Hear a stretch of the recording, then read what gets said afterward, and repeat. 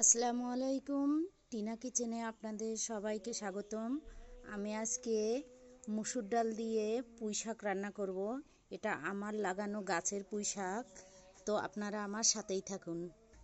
তো সর্বপ্রথম আমি কড়াই বসাই দিব। কড়াইয়ে পরিমাণ মতো তেল দিয়ে দেব।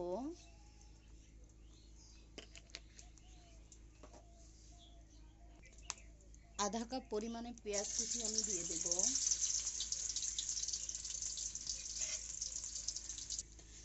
তো এখানে আমি 2 টেবিল চামচ রসুন বাটা, 1 চামচ জিরার গুঁড়ো, 1 চা চামচ হলুদ গুঁড়ো, 1 চা চামচ লবণ দিয়ে আমি মশলাটা কষিয়ে নেব।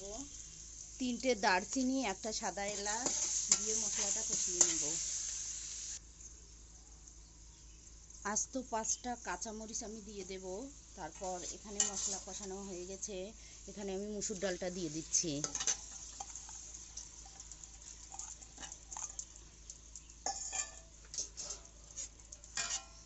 তারপর আমি কেটে ধুয়ে রাখা পুঁই শাকগুলো দিয়ে দেব।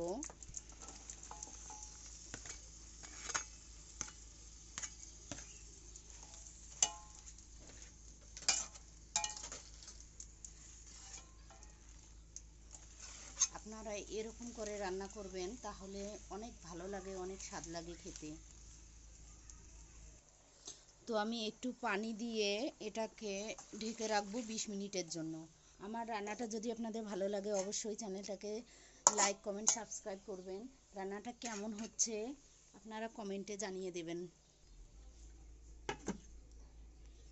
আমরা একটু ঢাকনা খুলে দেখব যে আমাদের মসুর ডাল পুঁই শাকটা হয়েছে কিনা। এখনো হয়নি।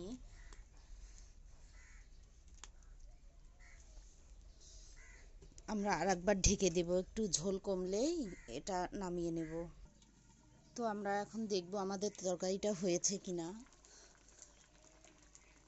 ঝোল কমিয়েছে, এখন তরকারিটা হয়ে গেছে। আপনারা যারা পুঁই শাক খেতে চান না, তারা এভাবে রান্না করে খাবেন, দেখবেন অনেক ভালো লাগবে খেতে। এখন আমরা এটাকে নামিয়ে নেব।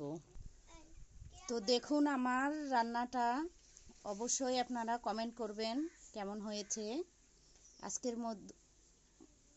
আজকে এ পর্যন্তই। আল্লাহ হাফেজ।